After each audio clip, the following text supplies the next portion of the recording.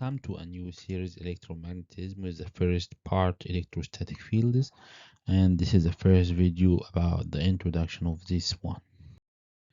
The content of this playlist will be covered mainly from two textbooks, Engineering Electromagnetic and Elements of Electromagnetism. So what is electrostatics? Basically we have some mass tools and we have charge distributions which will turn to capacitor structures.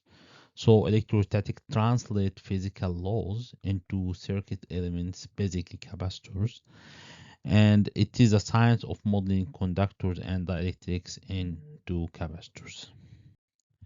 So the learning map of this electrostatic playlist is to use physical laws, material properties, and mathematical tools to derive capacitances based on charge distributions. So you can imagine that we have some physical laws like Coulomb law, Gauss law. You have material properties of conductors and dielectrics, and you have some mathematical tools like divergence, gradient, Laplacian, and the image theory. And you are analyzing charge distributions like point charge, line charge, and so on. So this considered as your input, and your task or you aim to have some outputs which are electrostatic force, electric field, and other field, and electrostatic potential, and so on. And finally you will use all of these things to drive the capacitance. This is all what you will learn in this specific electrostatic course.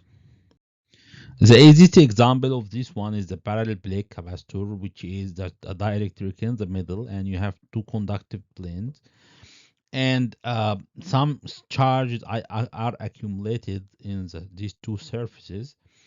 And based on this structure, I mean based on the material properties, the conductivity, and the dielectric constant, you will form some capacitance. And this capacitance, to calculate its value, you will start with the surface charge calculation, then you will head to the electric field calculation, and after you can calculate this one, you head to the potential calculation, and finally there is a relation between the charge and the capacitance, so you can calculate the capacitance from this one.